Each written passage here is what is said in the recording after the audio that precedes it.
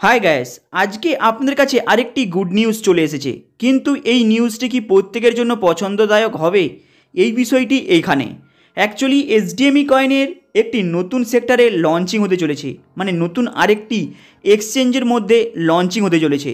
কিন্তু এগুলো সাইটে রেখে এখানে প্রত্যেকের কাছে একটা প্রশ্ন, সেপ্টেম্বরে পেমেন্ট দেওয়ার কথা ছিল, সেটা কি তাহলে আদেও কি পেমেন্টটা দেবে না?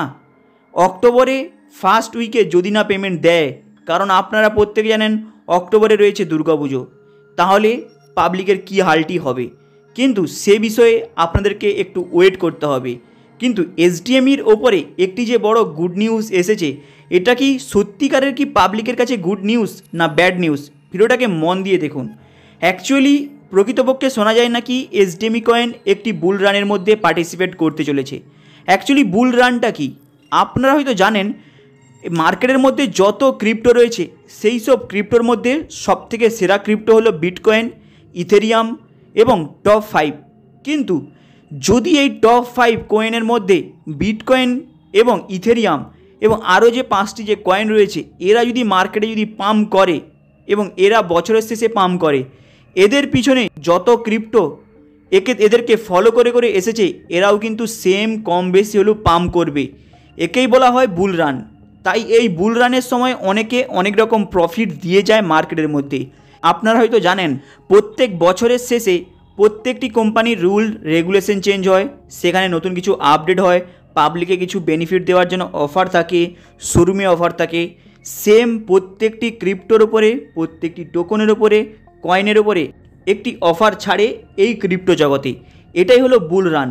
অ্যাকচুয়ালি সেই বুল রানের মধ্যে এসডিএফএক্সের এসডিএমই কয়েনটি অ্যাকচুয়ালি লিস্টিং হবে এবং পাবলিকের দিকে প্রফিট দেবে। কিন্তু এই বিষয়টি কতটা সত্যি?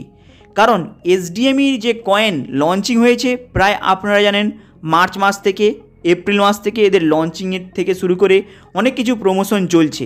কিন্তু এখানে মেন বিষয় কি জানেন, এসডিএমই কয়েনটাকে আপনি কিনলেন, কেনার পর যদি আপনি সঙ্গে সঙ্গে যদি বাই সেল করে বেরিয়ে আসতে পারেন প্রফিটটা নিয়ে, তাহলে ভাববেন এসডিএমই কয়েনটা ঠিকঠাক জায়গায় রয়েছে। না হলে আপনি জাস্ট বাই করলেন, সেল করতে পারলেন না, তাহলে কিন্তু ওই কয়েনের কোনো ভ্যালু থাকবে না এবং আপনারা যে ডিপোজিট করেছেন সেই ডিপোজিটের কোনো ভ্যালু থাকবে না। কিন্তু এছাড়াও আরও কিছু বিষয় রয়েছে। আপনারা জানেন এসডিএফএক্সের যে সেটেলমেন্টটা হয়েছে এসডি স্টার এফএক্সের, সেখানে পেমেন্টের অলরেডি প্রবলেম চলছে। এরপরে এসডিএমইতে রয়েছে স্টেকিং, মানে 2025 সালের আগস্টে অলরেডি কমপ্লিট হয়ে যাবে প্রত্যেকের এই 1 বছরের স্টেকিংয়ের প্ল্যানিংটি। সেই সময় কিন্তু আবার পাবলিককে এসডিএফএক্স গ্লোবাল কিন্তু তাদের ইন্টারেস্ট দিতে হবে, এখানে কিন্তু মেন বিষয়। প্লাস এসডিএফএক্স গ্লোবাল ইন্টারেস্টটা কোথা থেকে নিয়ে এসে দেবে? এসডিএমই কয়েনটাকে যদি কেউ তাদের ট্রেডিং প্ল্যাটফর্মে আদার এক্সচেঞ্জে বাই সেল করে, কেনাবেচা করে, যদি কোনো কাজে তাকে ব্যবহার করা হয়, তাহলে কিন্তু এসডিএফএক্সের কাছে এই যে এসডিএমই কয়েন যে লঞ্চিং করেছে ওদের কাছে একটা অ্যামাউন্ট আসবে। সেই অ্যামাউন্ট থেকে ওরা কিছু রাখবে, আপনাদেরকে কিছু প্রফিটের পার্সেন্টেজ হিসাবে দিয়ে দেবে। আপনারা নিজেদের মধ্যে কিনলেন বেচলেন, ওতে কিন্তু কোনো প্রফিট হবে না যতক্ষণ না পর্যন্ত বিদেশি কোনো সংস্থা, বিদেশি কোনো পাবলিক এর মধ্যে বাই সেল করছে, ডলার হিউজ পরিমাণে ট্রানজ্যাকশন হচ্ছে, ততক্ষণ পর্যন্ত এই সব কয়েনের কোনো ভ্যালু নেই।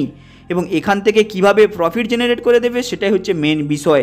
কারণ যদি বলে যে বাইরের কোনো এক্সচেঞ্জ একে ব্যবহার করে না, কোনো পাবলিক ব্যবহার করে না, তাহলে আপনি সেই প্রফিটের অ্যামাউন্টটা কোথা থেকে পাবেন? যদি না কেউ বাই সেল করলো তাদের প্রফিটের, যদি না কেউ বাই সেল করলো তাদের ইনভেস্টের অ্যামাউন্টটা হারিয়ে ফেললো, এইভাবে যদি পলিসি যদি না কাজ করে, তাহলে আপনারা কিভাবে এসডিএমই কয়েনটার উপরে ইন্টারেস্টটা পাবেন? কারণ আপনারা বিগত কয়েকদিন ধরে শুনছিলেন এসডিএমই কয়েনের মধ্যে, এসডিএমই কয়েনের মাধ্যমে এসডিএফএক্সের অল ব্যালেন্স আপনারা ট্রানজ্যাকশন করতে পারবেন, উইথড্রল করতে পারবেন যে কোনো এক্সচেঞ্জ থেকে, না হলে ওদের কোনো পার্টিকুলার এক্সচেঞ্জ থেকে। কিন্তু এসডিএফএক্স তো এখন উঠে গিয়েছে, তাহলে এসডিএমই কয়েনটাকে আপনি কোথায় ব্যবহার করবেন? এখানে মেন বিষয়। স্টেকিংয়ে করে ছেড়ে দিলেই কি অ্যামাউন্টটা বেড়ে যায়? স্টেকিংয়ে ডিপোজিট করে ছেড়ে দিলে অ্যামাউন্টটা বাড়ে না। যদি না ওই এসডিএমই কয়েনটাকে কোনো জায়গায় কোনো পাবলিক কেনাবেচা করছে, তাহলে কিন্তু বাড়ে না। যদি না কেনাবেচা করে তার আগে কিন্তু বাড়বে না, এটা মাথায় রাখবেন। আরেকটা বিষয়, আপনার হয়তো এসডিএমইর এল ব্যাংকের গ্রাফগুলো দেখছেন যে সেখানে কখনো বলছে খুব সুন্দর প্রাইসটা বেড়েছে, কিন্তু একটা জিনিস ফলো করে দেখবেন, প্রাইসটা যেমন বাড়ে আবার কিন্তু যেই পরিমাণে প্রাইসটা বেড়েছিল সেই জায়গায় কিন্তু আবার নিচে নেমে চলে আসছে প্রায় এক সপ্তাহের মধ্যে। তাহলে এসডিএমই কয়েনের প্রাইস এই মুহূর্তে যা রয়েছে, আগে যা ছিল এই মুহূর্তেও সেম একই প্রাইস রয়েছে, কোনো বাড়েনি কমেনি এসডিএমই কয়েনের এই মুহূর্তে হাল। তাই দেখা যাক কি বুল রান বলছে, এসডিএমই কয়েন কোন এক্সচেঞ্জে লঞ্চিং করে বোঝা যাবে, কারণ এর উপরে আশা করে অনেকেই আছে, অনেকে হিউজ পরিমাণে অ্যামাউন্ট ইনভেস্টমেন্ট করেছে। তাই এখান থেকে কিভাবে এরা প্রফিট জেনারেট করে দেবে এটাই হচ্ছে মেন বিষয়। হাই গাইস, আপনাদের এই আপডেটটা কেমন লাগলো লাইক অ্যান্ড সাবস্ক্রাইব করে দেবেন। চলুন দেখা হবে আবার নেক্সট ভিডিওতে।